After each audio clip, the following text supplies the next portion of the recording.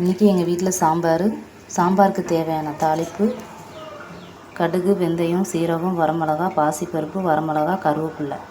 பாசிப்பருப்பு போட்டால் குழம்பு நல்லா கொஞ்சம் டேஸ்ட்டு கொடுக்கும். சுரக்காய் சாம்பார்னால கொஞ்சம் தண்ணியாக இருக்கனால கொஞ்சம் கெட்டி கொடுக்கும். நம்ம தண்ணி கரெக்டாக நம்ம தேவையான அளவுக்கு வச்சுக்கலாம்.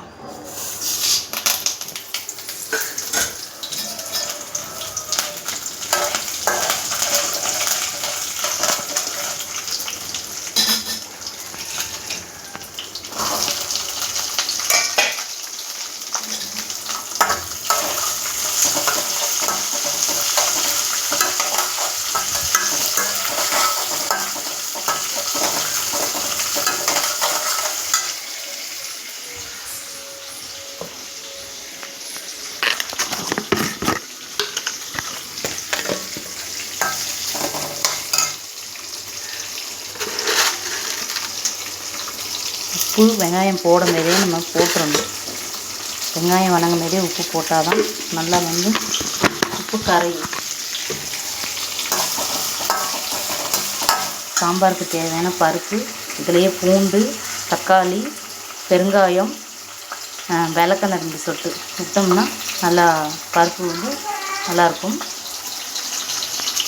இது வீட்டில் வறுத்து அரைச்ச பொடி, மல்லித்தூள், மிளகாத்தூள், கொஞ்சம் மஞ்சத்தூள்.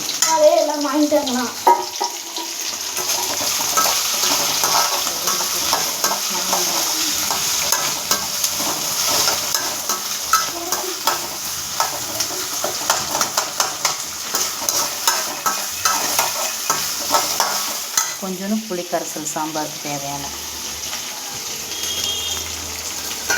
இந்த பொடியை வெங்காயத்திலே போட்டு நல்லா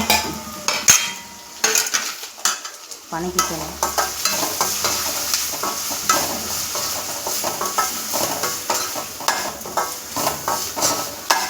புளிக்கரைசல் எப்போவுமே சாம்பாருக்கு இறக்கமே தான் ஊற்றணும். அப்போ தான் நல்லாயிருக்கும்.